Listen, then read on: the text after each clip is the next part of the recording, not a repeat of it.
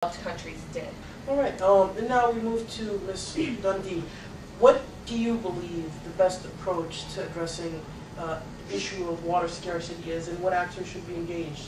Well, in order to properly address this major global issue, participation and involvement and cooperation is essential and acquired from actors at all different levels within our global society. First of all, because, as I mentioned before, entire regions are most affected, the major actors, which are the states within these regions, must come together and address these issues and combat them and try to reach a solution. Now, cooperation is essential in reaching a solution. Because water is transboundary, often many states in a region are dependent upon one source of water.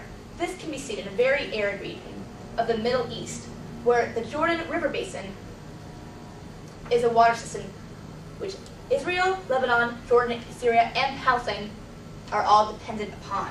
Thus, cooperation is essential because the states upstream of the river control the quality and quantity of the water.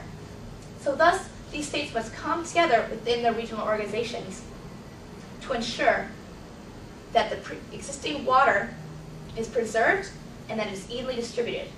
However, the states are the actors which pose the most detrimental problem to any cooperation, because often there's already pre-existing social and political problems. Thus, the UN can play a major role, an actor, in applying pressure to these states to comply and compromise. If states want to maintain their membership within the United Nations, they must comply with a set of norms and standards that the UN has already formed. And so thus they can address the issue of water. Furthermore, power can also be executed on the individual level, from social movements and non-governmental organizations. NGOs, according to my friend Carnes and Marnes, NGOs can play a very influential role in spreading awareness, presenting necessary data, and applying pressure. Actors at all different levels within our global society can all influence global action for solving the global water issue. Thank you. Thank you. What would you say the most important actors, if there was? Would you say it's the state, the non-governmental organizations, the United Nations, or the individual? Well, I believe the regional organizations are the most important actors within this because entire regions are the ones that are affected.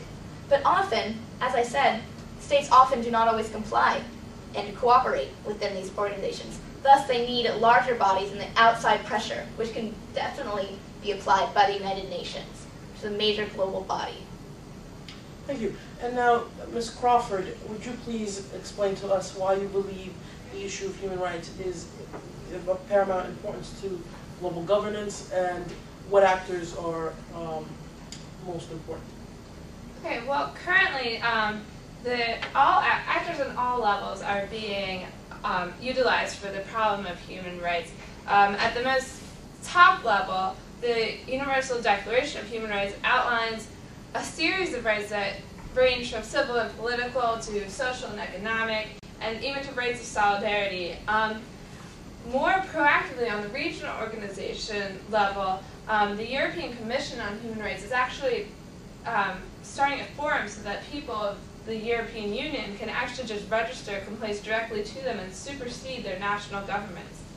And another interesting regional organization that should be looked at in the future is the African Charter on Human and People's Rights, which goes beyond just saying that humans as individuals have rights, that no people as a group should be subjected and have any hardship placed upon them by another. On the non-governmental level, there's a plethora of organizations such as Amnesty International, which I personally come here from, and Human Rights Watch, and so many more that it just take all day to list them. But these people are experts on human rights, and they go in and see what is actually happening and what actually needs to be done instead of just the elites. And beyond these, individuals even are proponents of human rights because just how we treat each other is a standard of living that is expressed in our norms and values. In my opinion, the best way to approach human rights would just be to go beyond the standard declaration of rights and go beyond and see what it really means to be a human right. What the most objective definition of a basic human right.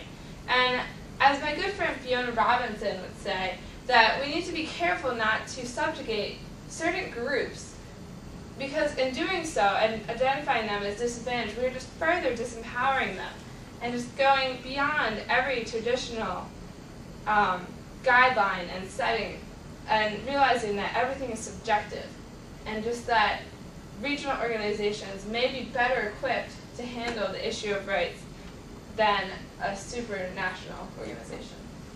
So would you be in favor